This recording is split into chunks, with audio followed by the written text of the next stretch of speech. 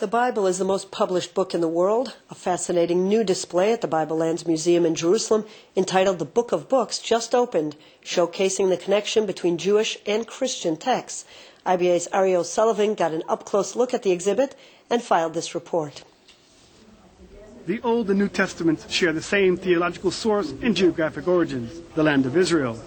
This exhibit at the Bible Lands Museum, called the Book of Books, traces the history of the Bible from its earliest known rare archaeological remnants, the Dead Sea Scrolls, to original pages of the Gutenberg Bible, and a prayer book signed by England's King Henry VIII himself. I think this exhibition leaves people with a sense of the power and the continuance of the Bible from Second Temple period, where we start with Dead Sea Scrolls and earliest material, onto the printing press from the Gutenberg Bible as we end it, and really translations that are current almost to today, with some phenomenal, really first time ever in Israel material on display. One of the rarest items on display is a remnant of the Septuagint.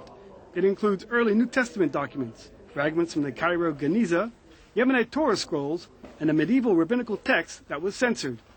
There is even an exact working replica of the 15th century Gutenberg press, which printed the first mass-published Bible. The most difficult part was, of course, the setting of the type, which would take anywhere from 3 to 6 hours. And then, but the physical labor also would take quite a bit of strength, because you'd be printing for hours at a time.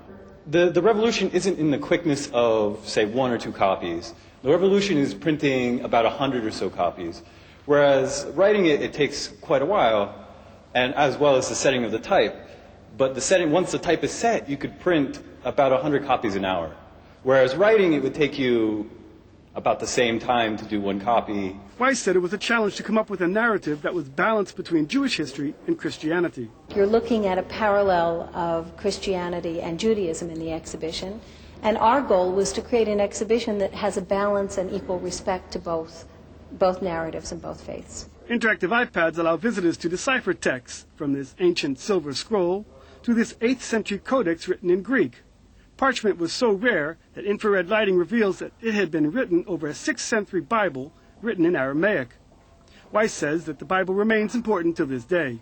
As a matter of fact, the museum, in part of our celebration of this exhibition, we sponsored a survey last week in Israel on how many people own Bibles in their homes, and 93% of Israelis have a Bible on their shelf. Now, not everybody reads it, not everybody opens it, which was also part of the survey, but it's important to see the Bible belongs to all of us. And whether you're starting Kita Bet and getting your first Bible, or your swearing-in ceremony at the end of Tiranut in the army, and you get your Tanakh, the Bible is part of the fabric that ties us together as a people, whether we're here or anywhere else in the world.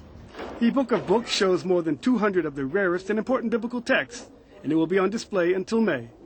Ari O'Sullivan for IBA News.